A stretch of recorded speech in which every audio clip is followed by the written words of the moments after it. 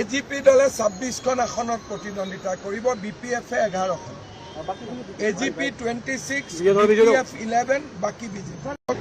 কাৰণ কোনো সনাতনী হিন্দু মানুহ বৰ্তমান কংগ্ৰেছ দলত থাকিব নোৱাৰে। ভূপেন বৰাক যি ধৰণে আমি সন্মান দিছোঁ, আপোনাকো আমি তেনেধৰণে সন্মান দিম। আপুনি আহি আমাৰ পাৰ্টিত যোগদান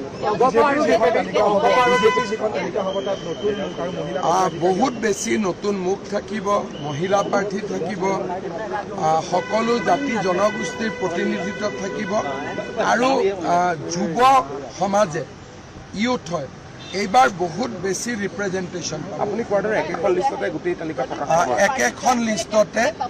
একেখন লিষ্টতে কোনো ধৰণৰ বাকী নথকাকৈ আমাৰ এজিপি আৰু বিপিএফক বাদ দিয়াৰ পিছত আমাৰ কোটাত যিমান চিট পৰিব আমি একেখন লিষ্টতে প্ৰকাশ কৰিম। নিশ্চিতভাৱে 2-3জন বিধায়কৰ নামটো নাথাকিব, কিন্তু সেইটো বেলেগ কাৰণে নহয়, সমষ্টিৰ ডিলিমিটেশ্যনৰ কাৰণে। প্ৰদ্যুৎ বৰদলৈ যদি বিজেপিত আহে, নিশ্চিতভাৱে তেওঁ বিধানসভা নিৰ্বাচনত যাতে প্ৰতিদ্বন্দ্বিতা কৰিব পাৰে, এখন ডেফিনেটলি আমি ক'ৰবাত স্পেয়াৰ কৰিব পাৰিম যদি তেওঁ আহে।